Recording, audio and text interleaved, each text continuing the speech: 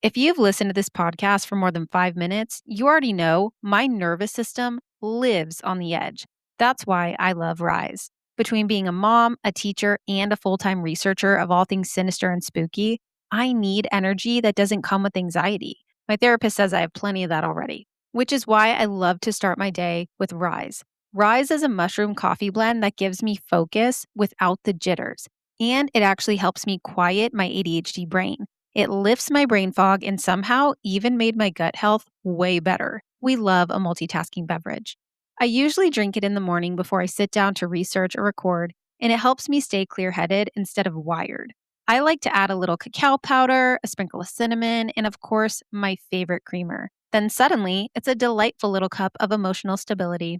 RYZE isn't just coffee, it's gut health and nutrition that your body actually craves. With lion's mane, cordyceps, reishi, shiitake, and turkey tail, you'll be saying, "Holy shiitake, I can actually focus," because these mushrooms help maintain focus throughout the day, they help maintain your stress levels, and they even boost immunity while clearing up that pesky brain fog. So if you're trying to kick your caffeine habit or you just want something that's genuinely better for your nervous system, head to the link in the show notes and use my code suspectsandspiritspodcast15 to get 15% off your first purchase. What have you got to lose? Again, that's Suspects and Spirits Podcast 15 to get 15% off your first purchase. Your lizard brain will thank you.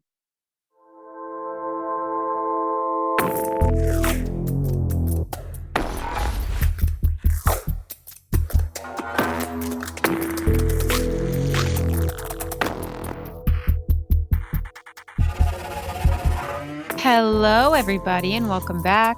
This is Suspects and Spirits, and I'm your host, Taylor Seraphin. I hope you are all enjoying your May so far, your May and also your day. Hope you're enjoying your day. When you are listening to this, I will most likely still be on cloud nine, just basking in my lifelong dream fulfilled by Miss Williams. Miss Haley Williams. Let's fucking go, girls. Let's go. I am so ready. I can't wait to tell you guys all about it. And if you don't want to hear it, that's weird.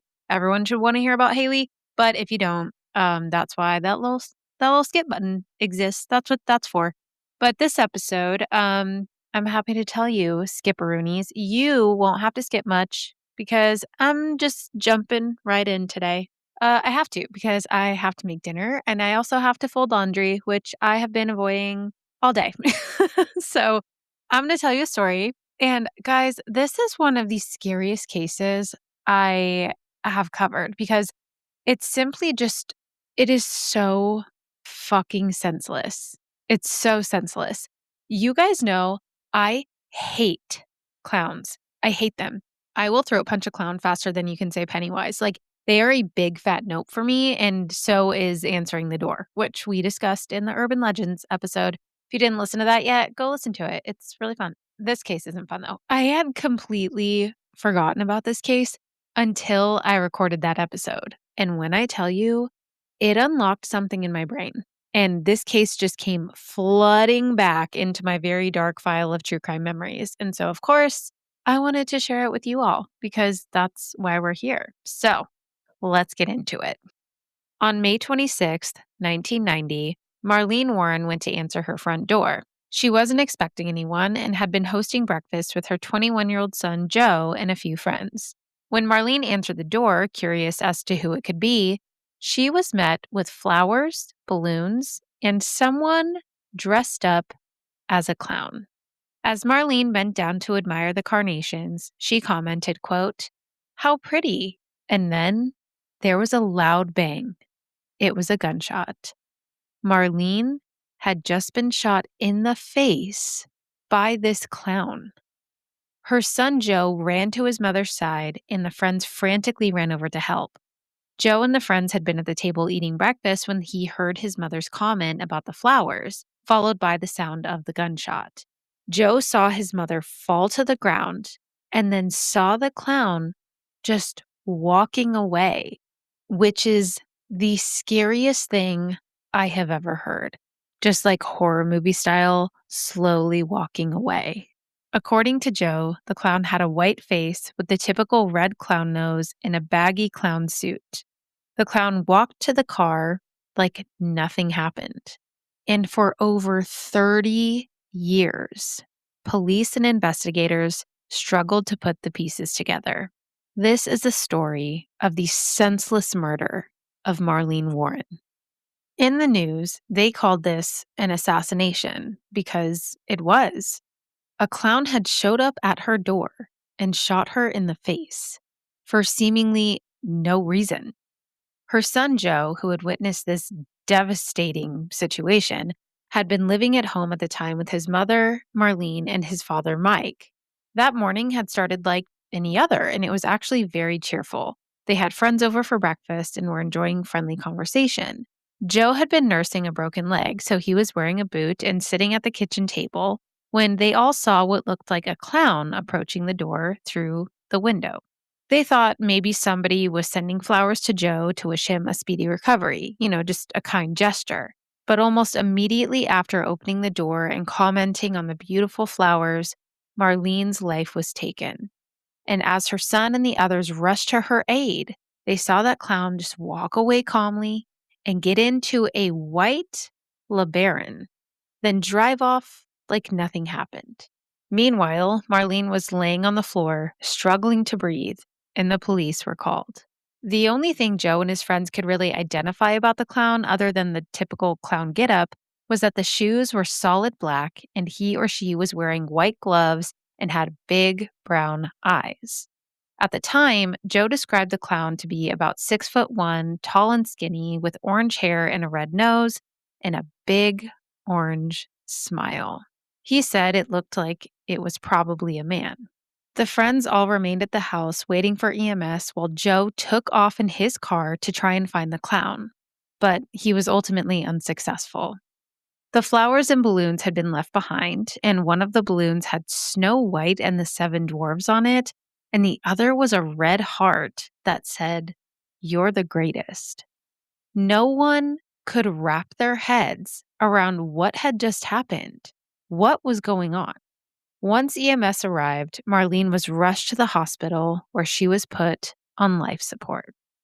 Joe stayed at his mother's side, telling her he loved her and saying repeatedly, "Please don't leave me," which that kills me. Ugh. And this was already, a devastating situation. But for this family in particular, this was especially hard because the Warrens had already suffered a horrific loss. Just a year earlier, Marlene and Michael had lost their oldest son in a very, very tragic accident. And Joe, who had just lost his brother, was now both traumatized by seeing his mother get shot in her own home just for answering the door, and was now terrified that he would have to bury another family member, the one who had raised him and loved him and had always been there for him. The situation completely baffled those close to the family. Like, who did this? She had no enemies. However, when the police called her parents to break the news, they learned something that would change everything. Marlene's poor parents had been on vacation in Arizona visiting family when they got this call, which frankly sounded like something out of a horror movie. At first, they didn't even want to believe it. Like it didn't sound real. But once they realized what had happened, they told police that Marlene had mentioned something very concerning to them shortly before her death. She said to them, quote, "If anything happens to me, make sure they look into Michael." End quote. Michael, as mentioned before, was Marlene's husband. He went by Mike, so that's what I will be calling him. Mike had married Marlene when Joe was just 3 years old. So although he was just his stepdad, that was the man that he considered to be his father. I mean, he'd been in his life for 18 years. He'd been married to his mother for almost 2 decades. Marlene and Mike ran a few businesses together, but mostly under her name. She actually ran some apartment complexes, and they both ran a place called Bargain Motors, which specialized in used cars and rentals. While business seemed to be pretty good, their son Joe said that the marriage had been very troubled. Marlene had become convinced that Mike was having an affair, and this had begun to make her a little fearful. She even told Joe at one point, quote, "If anything does happen to me, your father did it." End quote. Now, at the time, Joe argued that Mike would never do anything like that. Like, that's just not Mike. And she told her son, quote, "Don't put it past him," end quote. And as we know, Marlene had also expressed this to her mother, Shirley, which is exactly what Shirley told the police when they asked her if she or her husband knew of anyone who would want to hurt Marlene. In 2017, Shirley was actually interviewed in an episode for 48 Hours, and she said that when Marlene told her this, she could sense and hear the fear in her voice. So when she learned her daughter had been murdered, Mike was, of course, her first suspect. However, Mike had an alibi. During the time of the murder, he was reportedly in a car with friends traveling to a horse race, and this alibi was confirmed by authorities and multiple sources who were with him at the time. So, police looked further into him and they began their search at Bargain Motors, where one name kept coming up repeatedly. Everyone at work kept telling police to look into a woman named Sheila Keene. There was a coworker named Della Ward who worked at Bargain Motors with Mike and said that Mike was, quote, "a very nice person. He was very warm, with lots of empathy, and this made people, especially women, very drawn to him," end quote. And one of those women was Sheila Keene. Della described Sheila as very bubbly and kind, but that she also had a reputation for being remarkable at her job because she was tough as nails. And she had to be because Sheila was a repo woman, so she was not one to be messed with. And this was a good quality to have for that particular position. I imagine that to do repos, you have to be pretty brave or ballsy because people do tend to get pretty upset when you repossess their cars. So, because of this, Sheila told coworkers that she kept a gun on her just in case someone were to get physical with her during a repo. Now, knowing she owned a gun and that she sounded like she was pretty fond of Mike, the police zeroed in on her very quickly. I mean, after all, everyone at Bargain Motors was telling them to look into Sheila. But the one thing that they couldn't really get over was that Joe had described this clown to be around 6'1" and male. It has been argued that Sheila, while her height was never truly confirmed, was significantly shorter than 6 feet and also female. Nonetheless, this was the only person that made sense at the time. Well, aside from her husband, Mike. But Mike had that airtight alibi. He was with multiple people when the murder occurred, and he was in a car far away. There was just no way that he would have committed this crime given the time frame of his trip. Sheila, however, stated that she had been out repoing cars during the time that the murder took place.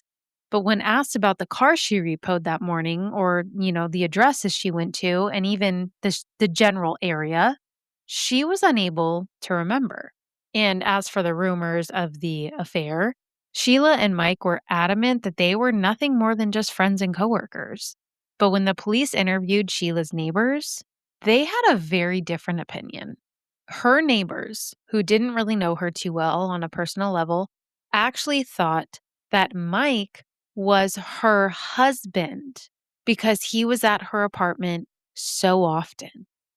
The affair seemed just blatantly obvious, mostly because they didn't even try to hide it. Coworkers even said that they were known to have sexual relations in the office, oftentimes causing people to overhear what was going on behind closed doors, if you know what I mean. And remember, Marlene owns that business with Mike. So he is doing this right under her nose. And they had just lost a child. Marlene was grieving that loss, being a mother, a business owner, and her husband was becoming more and more distant when she needed him most. So, obviously, he wins the world's biggest douche award. What a fucking loser. And while we know that this affair was in fact happening, an affair doesn't always mean that one of the partners committed a crime against the spouse. I mean, like 99.99999% of the time it does, but there's always the possibility of just a rogue clown, you know? That's why I hate clowns. You never know what they're going to do, and you can't see their real expressions. I hate those fuckers. So police were like, okay, this is not looking great, obviously, for many reasons. Sheila and Mike sound guilty as hell, but they don't really have any proof. It's just a bunch of very, very messy drama. So they looked into the financial aspects. Marlene, like I said, she owned the business with Mike, but also, as I said before, all of the businesses were primarily in her name. So if Mike were to become a widow, he would obtain 100% of the assets. Investigators were also attempting to locate any stores in the area that may have sold a clown costume around the time of Marlene's murder. And they were able to track down a store where a woman named Deborah Offord had been working. It was a costume shop, obviously. And according to Deborah, 2 nights prior to the murder, a customer came in wanting to look at the clown costumes. It was a woman, and Deborah let her know that they were going to be closing soon and asked the woman if she could please come back tomorrow. But the woman insisted that she needed the costume right now. Very weird. It wasn't Halloween time, it was May. And so there was really no reason for someone to need a clown costume immediately. Now, Deborah told the investigators that this woman did, in fact, end up buying a clown suit, an orange wig, makeup, and a red clown nose. She was said to be about 5'10" with long, thick, straight brown hair and big brown eyes. So they showed Deborah a photo lineup that included a picture of Sheila Keene. And Deborah identified Sheila, as well as one other woman, as being the person who possibly bought the clown costume. Meanwhile, police were also trying to track down who had bought the flowers and the balloons, and this led them to Publix supermarket. Upon interviewing employees, they found out that the person who purchased those items was said to be a woman with dark brown hair. This was again consistent with Sheila Keene. All of this, coupled with the fact that Sheila and Mike had been having an affair, made the police wonder, was this enough to bring her in? Or was this all just too circumstantial? And while all of that was happening, Marlene was still on life support. As I mentioned before, she had been shot in the mouth. The bullet had entered her upper jaw and nose area and then traveled backward and slightly downward, coming to rest in the cervical spine, which is the neck region of the spinal cord. The killer had fired a single round from a .38 caliber pistol directly into her face as she reached for the balloons and the flowers. Since the bullet had struck the upper spinal column, this caused immediate and catastrophic damage to the central nervous system. The location of the bullet in the high cervical spine caused her instant collapse, and it prevented her from being able to breathe or maintain consciousness on her own. And because of this, Marlene was kept on a ventilator for 2 days because the damage to that specific area of the spine essentially severed the brain's connection to the body's respiratory functions. However, because the bullet was lodged so deeply within the bone and the nervous tissue of the spine, surgeons were unable to remove it without causing further immediate trauma, which contributed to the decision to eventually remove life support after she was declared brain dead. It had only been 2 days, and now her son, 21-year-old Joe, was left to handle yet another death in the family, as well as the possibility that the man he had looked up to as a father figure had played a hand in his mother's murder. Detectives were trying desperately to bring answers to Marlene's mother, stepfather, and son. They were tracking down every possible lead, and eventually they found another. Police just so happened to come across an abandoned car in a Winn-Dixie parking lot with the exact same description witnesses had given of the getaway car. Remember, Joe and his friends had said that the clown drove away in a white Chrysler LeBaron, which is a very specific car, right? It's not like they were just riding around in a Honda. So, of course, they searched the car. It was abandoned. They didn't need a warrant. And what was found inside that white Chrysler LeBaron were synthetic fibers. And those fibers were orange. the same color of the wig that Joe said the clown had been wearing, and the same color that Deborah offered, the costume store employee, had sold to the woman so insistent on buying that costume. Along with the orange fibers, police also found a human hair, and it was brown, just like Sheila Keene's, which gave them enough probable cause to execute a search warrant for Sheila's apartment. When police arrived and began their search, it didn't take long to find exactly what they were looking for. There, inside her apartment, police located even more orange synthetic fibers that were said to match exactly to the fibers that were found in the abandoned LeBaron. Another breakthrough was made when police found a hair of Sheila's in her apartment, and it was compared to the one recovered from the LeBaron. This hair was scientifically examined, and it was found to be consistent with Sheila's hair. However, it is the year 1990, and DNA technology was still in its infancy, so scientists were unable to make a definitive connection to Sheila at the time. So this was somewhat of a setback, and it was not the only one. Police ran into more issues when the gun that had killed Marlene, along with the actual costume the killer clown wore, were never found. They never found them. This, along with Joe's assumption that the attacker was a 6-foot-tall male, gave just enough doubt that Sheila may not have done this. Investigators argued still that, this was such a blur of an event. It all happened so fast. The clown knocked on the door. Joe heard his mother compliment the flowers. Then bang, she's on the floor. And he caught a glimpse of the clown in the car to the best of his ability. And as we know, eyewitness testimony is not always 100% accurate. However, I'd say that that's a pretty unique description, and the height may not have been exact, but I can't look at someone and tell you their exact height. And if Sheila really was around maybe 5'10", as Deborah from the costume store had estimated, that's pretty tall for a female. I think, that's like above average. And in a wig, a baggy costume, makeup, and a clown nose, she very well could have passed for a man. I mean, a clown is a clown. And Sheila, her behavior was already giving clown. Okay, she didn't even need a costume. Still, though, police did not have enough to convict her. Even though Sheila had owned the same exact kind of gun that had been used in the murder, because they were never able to find that gun, their hands were tied. So they looked for as many loopholes as they could.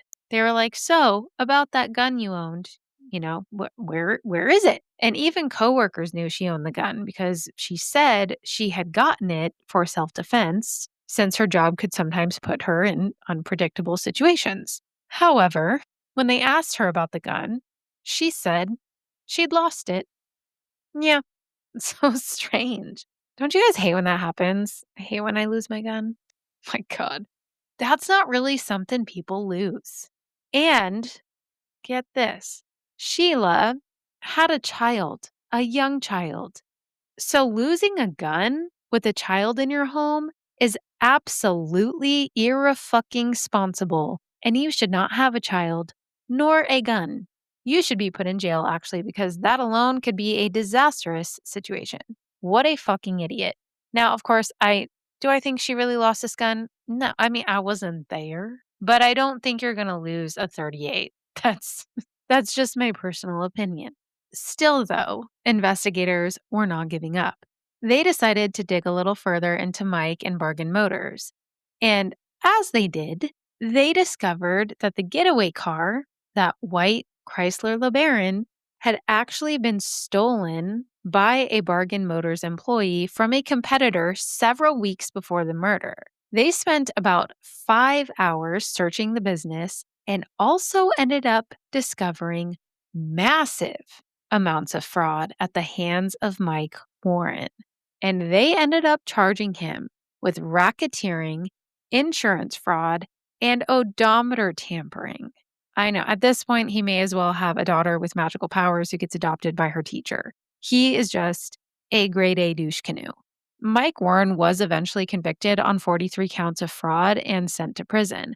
However, this did not necessarily mean he was a murderer, but it definitely made him look untrustworthy and he clearly had no conscience, if that wasn't already apparent. So while Mike was not charged with any crimes in relation to Marlene's murder, police did have their suspicions, and for good reason.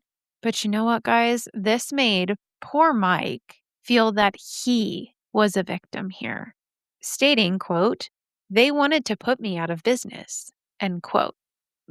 Uh, like, nah, brother, I I actually think you did that. I think you put yourself out of business with your shady ass behavior and having loud adulterous relations in your office, you loser. Still, though, Mike insisted that Marlene had likely been the victim of just an angry tenant or car buyer, stating that due to being landlords and being in the business of repossessing people's cars, someone could have just easily taken out their anger on her. Which, like, yeah, sure, that's a possibility. It is.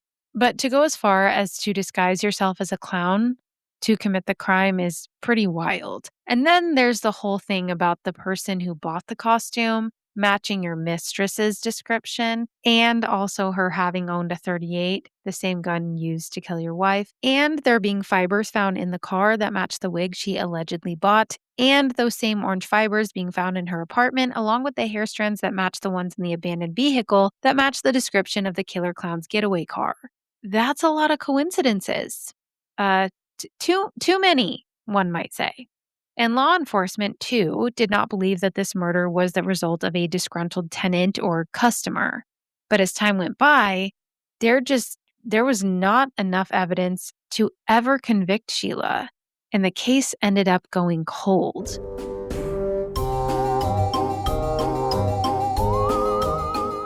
I don't know about you guys, but I am such a bookworm. I love a rainy day and getting cozy with a new book. I even love the smell of books. And of course, mystery or thrillers are my go-to, but finding the time to sit down and actually read them, that's the real mystery. So as much as I love the feel and smell of a good page turner, I also love Audible. You can listen to thousands of audiobooks, podcasts, and originals while doing literally anything. And the best part, your entire library goes with you.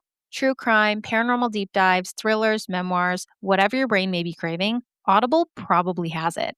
Start listening today by grabbing your free Audible trial through the link in my show notes. With an Audible membership, you get 1 credit every month to download any audiobook you want to keep for free, plus unlimited listening to thousands of podcasts and Audible originals with Audible Standard. So whether you're driving, cleaning, walking the dog, cooking dinner, or spiraling down a late night true crime rabbit hole again, your next story can go with you. Start a free trial today, download the Audible app, and begin listening in minutes. Just check the link in my show notes to get started. Your next obsession is waiting. Sometimes staring at screens all day can make your eyes feel like they are actually on fire. And let's face it, in today's world, a lot of what we do requires staring at a screen, which is already horrible for your eyes. I actually went to the eye doctor recently and he was like, wow, I didn't think it was possible, but your vision has gotten worse. Rude, but true. So, of course, he started asking me all the normal questions about headaches and screen time, like I'm a toddler whose parents don't monitor how many episodes of Bluey they consume. And I'm explaining my daily life, lesson planning, entering grades, researching cases, recording episodes, editing episodes, dog videos, more dog videos. And he's like, Yeah, you need a new prescription and you should probably invest in some blue light blocker glasses. Now, since I am a contact lens girly and always have been, I did not want to pay the extra price for blue light glasses that I would never wear. So I did what we all do. I went to Amazon. And that's where I found ANYLUV blue light glasses, which have really helped me on my not wanting my eyes to feel like they're on fire journey. In fact, I'm wearing them right now. So if your eyeballs are also filing a formal complaint and possibly your eye doctor too, head to my link in the show notes and grab yourself some ANYLUV glasses. They have tons of different styles for men and women. They're honestly super cute and they even come with a nice little case. Save your eyes some stress and go grab a pair, or 2, or 5, because your eyeballs deserve it.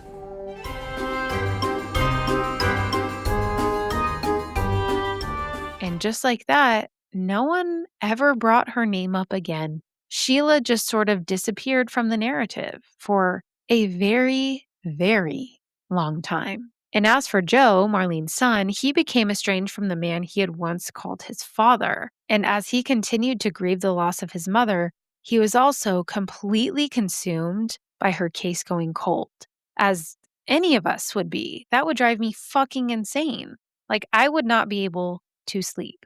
I would go to the ends of the earth. But unfortunately, as a result of this, Joe really struggled with alcohol and drugs, and it was especially painful on each anniversary of the shooting. He was really confused and hurt and would sometimes just go out to her grave to talk to her and hope for some kind of answer, just anything. He was completely lost, which is heartbreaking. Like that is awful. Eventually, though, he did choose to get sober and he emerged from his fog of addiction and decided that he would not let anything stop him from finding out who really murdered his mother. And he was 100% sure that it was Sheila Keene. And 27 years later, there was finally a breakthrough in the case. In 2017, the Palm Beach County Sheriff's Office State Attorney, Dave Ehrenberg, finally had new important evidence. New DNA technology was thankfully leaps and bounds beyond what it was back in the 90s. So they decided that maybe the hair samples from Sheila's apartment and the abandoned LeBaron could be used in this new technology to see if there really was a definitive match connecting Sheila to Marlene Warren's murder. And you guys, it was a match. So now they had to track down Sheila because remember, she had just kind of disappeared. Everyone moved on with their lives. Well, everyone except Joe and her parents. So when the police finally did track down Sheila Keene, they were blown away to find out who she had married. I'll give you guys 3 guesses, but I'm sure you already know who. Yup, it was Mike. Mike Warren had gotten out of prison for his fraud charges and reconnected with Sheila, the woman that people had believed killed his wife. He was like, I wonder what she's up to. Again, I say, douche canoe. Fucking loser. He married the chief suspect in her murder, you guys. This was like the ultimate mission accomplished move. Sheila ended up taking Mike's last name and they ran a restaurant together in Tennessee. Yeah, just living the dream. And they called it the Purple Cow. I don't know why. And upon further investigation, police realized that Sheila Keene Warren had actually also changed her first name. Not legally, but she had introduced herself in her new life and new community as Debbie. She had dyed her hair blonde and was living a full, happy life with Mike. Now, there was a woman that 48 Hours interviewed, and her name was Brooke Blevins. She was a friend of the couple, and she had lived in their neighborhood at a property that they had bought in the Virginia mountains. When they spoke to Brooke about the couple in 2018, she said that Sheila explained she went by Debbie because her dad nicknamed her that when she was a little kid. That's all, guys. That was just her nickname. I don't know about you guys, but my nicknames usually sound like a shortened version of my name, like Tay. Or, I mean, sometimes something funny, like an inside joke, but not Debbie. That's like saying, hi, my name's Taylor, but my nickname is Stacy. It's a completely different fucking name. And it's not even like it was her middle name. It wasn't even clever. I don't know. But anyways, she went by Debbie. So yeah, and that's not like weird or suspicious at all. Former Purple Cow employees said that they had known Debbie to be a very, very tough boss and had never referred to her as Sheila. They were sort of afraid of her, and they had even heard rumors about her past because this case, remember, it made headlines. It was all over the news. This was a very bizarre murder, and Sheila's name was tied to it. So people had definitely heard about it. And the rumor at the restaurant was that Debbie had killed Mike's ex-wife. And you guys, this next part enrages me. These employees also said that one year for Halloween, Sheila came to work dressed as a clown.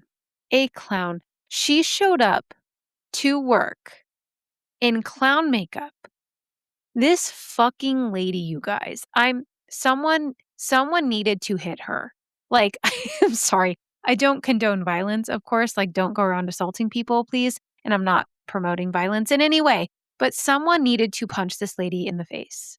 His wife was killed by a clown. And you dress up as one? There is no way anyone will ever be able to tell me or convince me that that was not the most intentional costume on the fucking planet. What a giant fuck you to her family.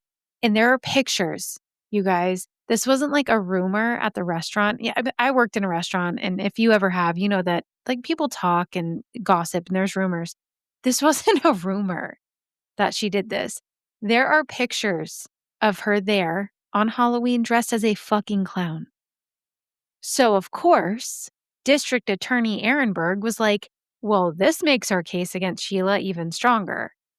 So finally, on September 26th, 2017, 27 years after Marlene's murder, Sheila Keene was arrested while driving on a road near their home, and she was charged with first-degree murder. Now, of course, there were going to be issues. This crime happened decades earlier, and during the trial, her lawyer stated explicitly that Sheila was not the shooter. They relied very heavily on the witness accounts. So he said that this was so methodical that they were dealing with somebody who had a very, very clear experience with committing a hit or a murder, and that it was, quote, not Sheila. He was like, that's just not Sheila. She would never. Like he was her bestie, like he knew her. I mean, I personally don't know Sheila, but I think anyone who has the audacity to dress up as a clown after being accused of dressing up as one and murdering their spouse's late wife, that person might have the audacity to just walk up to somebody, kill them, and walk away calmly.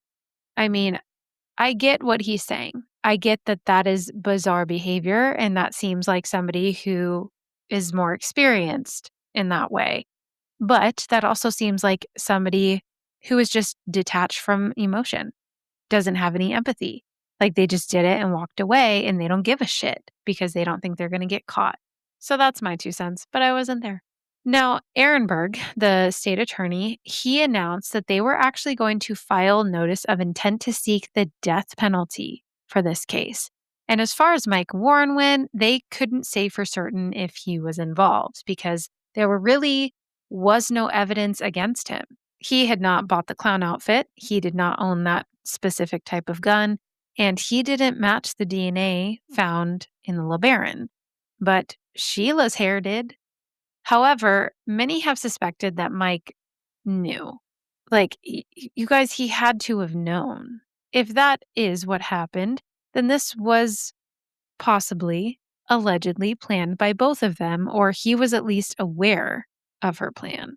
That is a consensus for a lot of people. Otherwise, why would you reconnect with that person and marry them if they were the chief suspect in your wife's murder? Like, why would you even want to be with that person? And remember, Marlene had even told her family, if anything happens to me, Mike did it. Like, she knew in her gut that he was capable, but he was never convicted and there was never anything truly tying him to this. Sheila, on the other hand, had said something very interesting during her arrest when she was being taken into custody. And it definitely got the prosecutor's attention. She said, quote, well, are you going to arrest him too? End quote, pointing to her husband, Mike, which suggested to police that she knew exactly what she was being arrested for and that they were in on it together. And when asked about the murder, Mike denied everything. There was actually a man named Peter Van Sun with CBS News who went to interview Mike, and Mike refused to open the door. He showed up at their house, and, you have the right to do that. He didn't have to answer any questions. But they point blank asked him if he had anything to do with the plan or the murder of Marlene. And he was adamant that neither him or Sheila had anything to do with it. He denied knowing anything, and he said, quote, "If I thought she had something to do with this, I wouldn't have married her," end quote. But since there was no evidence still linking him to the murder, they just had to let it go. But the prosecutors have said that if any evidence were to emerge, they would immediately pursue it. So now they had to prepare for the trial without ever locating the gun or the clown outfit. The prosecution argued that Sheila had the means and the motive to do what she did. But Sheila's attorney said that they will, quote, never know who really murdered Marlene, because in his opinion, the Palm Beach County Sheriff's Office and the state attorney's office did, quote, such a poor job investigating this case, end quote. I mean, that's his job, you guys. He's a defense attorney, but her attorney has maintained that she is without a doubt innocent and that they just, picked her up because that was their initial suspect and they wanted to close the case. To which, I say she did have motive and they did have her DNA. And there's a lot here that adds up a little too well. But her attorney argues that there are pieces that don't add up. He claims that there were other suspects that the Palm Beach County Sheriff's Department completely ignored, including an inmate who bragged in prison about murdering Marlene. But prosecutors say that this inmate was investigated and cleared, and that this was never truly a suspect. Also, I'd like to point out that this isn't unheard of. Sometimes inmates do shit like that just like to get attention. It's weird, but it does happen, and it will always be weird. But the state was very confident that Sheila was responsible for the murder. So her attorney was asked, how do you overcome DNA evidence? Because they have her DNA. Like, how are you going to argue that? And he said that the hair found in the LeBaron could be from Sheila, but he says it could also be from about 4% of the U.S. Caucasian demographic. He also said that the hair could have gotten in that car because the LeBaron was on the Bargain Motors property where Sheila worked as a repo officer, and her hair could have ended up in the car that way. But I'd like you guys to remember that the car was stolen. It was stolen from a competitor weeks before the murder. So, that could also implicate her in that crime. It's not a bulletproof theory, dude. And how many stolen white Chrysler LeBarons from that lot were just like driving around? It had already been repoed when Marlene was murdered. So someone from Bargain Motors had to have done it because they were the only ones with access to that car specifically. It is just one more link to Sheila. And once you connect all the links, it creates quite the chain of coincidences. And as for the orange synthetic fibers that were found, her attorney also stated that those needed to be excluded. He also states that the fibers in the evidence bags were mishandled over the years, which definitely created a problem. He showed pictures of the evidence bags that were torn open, which he says can cause cross-contamination of evidence. In one evidence bag, there was a clown wig purchased by the investigators, one that they believed was similar to the one bought by the assailant. And they used the wig to compare the fibers found in the LeBaron and in Sheila's home, which were all a match. Since the bag was partially opened, though, with some of the purchased wigs sitting out, this evidence was unreliable. And to that, I agree. I say, yeah, that's some sloppy fucking work. That should not have been left open. But that was over years and years of handling. It was not the initial testing.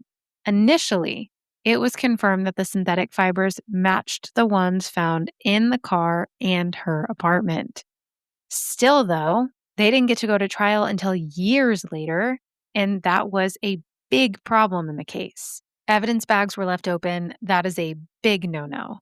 Now, of course, any mistake will be exploited by defense lawyers. They find any loophole that they can. It's literally their job. So, of course, they're going to harp on that. So, how did this affect the case?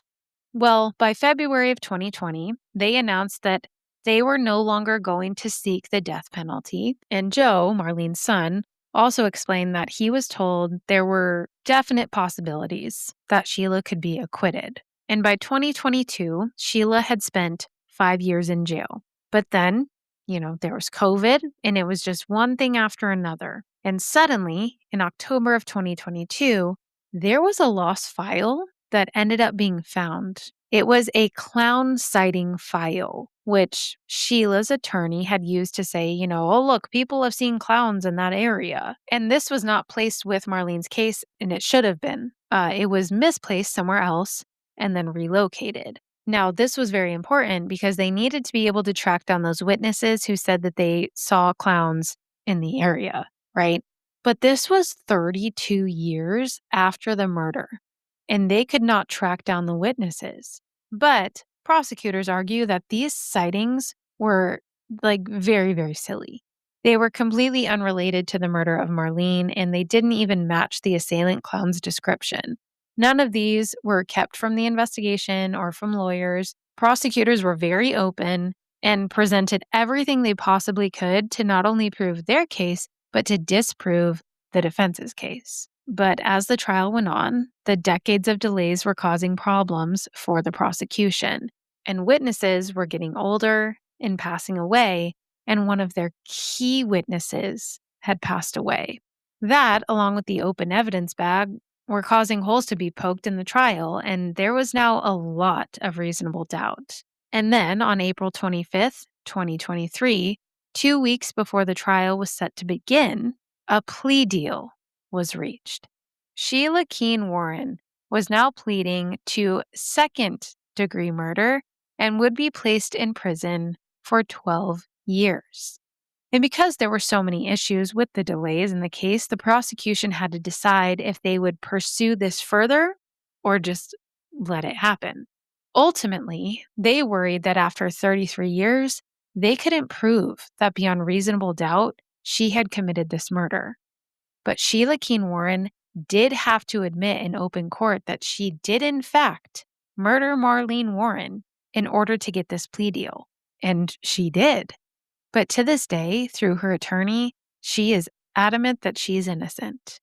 And Sheila was released from prison in November of 2025, just this past year. And her attorney says it was very hard for her to admit to a crime she did not commit. But for the purpose of her plea deal and the law, she had to go on record admitting that she killed Marlene.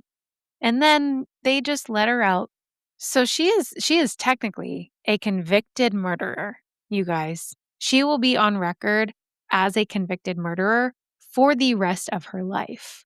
But she was released. And when she was released, guess who she went back to? Her husband, Mike Warren. And according to Mike, quote, "My wife did not commit this crime. It was difficult to see her plea to a crime she did not commit, but it wasn't worth the gamble when she was offered a deal that'll have her home in 16 to 18 months. End quote. Yeah, she entered a plea deal in order to get less time, and instead of 12 years, she was let out in 2025. To this day, Joe chooses to remember his mother and how she lived her life fully with kindness and compassion, and he thanks his mother for showing him how to love and be peaceful and for being such an important part of his life. Unfortunately, Marlene's mother, Shirley Twing, she died in March of 2023 before Sheila Keene Warren pleaded guilty to Marlene's murder. So she was never able to actually see or hear her admit to what she did. And I know there's a lot of people who argue, well, she had to admit it for the plea deal. I understand that. It's just frustrating because in this case, it does seem like there was a lot of things tying Sheila to this crime. And I do want to bring up something else. I do want to take a moment to point out that Marlene had a very unique fascination when she was a teen. She was really into art and she loved to paint. She was actually very, very good. Now, you might be like, Taylor, what the fuck does this have to do with this story? Well, Marlene was not just into unique art. She was really into painting clowns. I know. It's very weird. Just the coincidences here. Now, me personally, I hate clowns, but Marlene, she really liked them, her and her mother. And I know that the 1920s era, like sad clown art, is very intriguing for a lot of people. And it's like a collector's item. And as a teen, she painted these clowns. And Marlene shared this love of clowns with her mom. In their home, they collected little figurines of clowns and paintings of clowns, which to me sound like a total fucking nightmare. But some people really like it. And Shirley, her mother, actually said that she still found comfort in the clowns and said that even though a clown took her daughter's life, she didn't hate clowns. She just hated one. And I love that for her. But in this story in particular, it almost makes you wonder, did Sheila know? Did she know about this unique interest that Marlene had with her mother? I mean, she was having an affair with her husband and she worked for Marlene. It really makes you think, like, was this ever brought up to her at some point, like by Marlene or by Mike or someone who knew this about her? And that's why she allegedly chose to dress up as a clown and allegedly killed Marlene. That would be very unhinged behavior. And it really makes me wonder if she did that so that it would like psychologically fuck with Marlene and her family. I don't know, you guys, but that is the story of the senseless murder of Marlene Warren. And I need to know your thoughts on this one. Where do you guys stand? Where do you stand? I know it's not really a story with any true resolution. I know that sucks because you don't feel like any closure at all. And not that I think that in these situations families ever truly get that, but it's just like nothing. They got to hear her admit to it in court, but it's a really shitty situation, and I feel so bad for Joe. He was put through so much, and I hope he's doing okay. Obviously, he's older now, and as far as I know, he's still sober, but that's not something that's ever gonna go away. Like, that's gonna stick with him for the rest of his life. Yeah, so that was a bummer story, which is why I have facts. I have facts for you. Do you want to hear a weird history fact? Because I have one. I have one for you. Well, I don't know if this is considered historical, really, but it's weird, and I'm obsessed with it. Did you know that in Alaska, specifically Talkeetna, I think I'm saying that right, Talkeetna, Alaska, a cat named Stubbed served as the town's honorary mayor for 20 years? An actual feline. Locals were reportedly unhappy with the human candidates and were like, you know what? We want a cat. We're just going to elect a cat. So Stubbs the cat held office from the late 90s until 2017, which, first of all, that is hella old for a cat. Like, damn, I did not know they lived that long. And Stubbs attracted tourists from all around the world.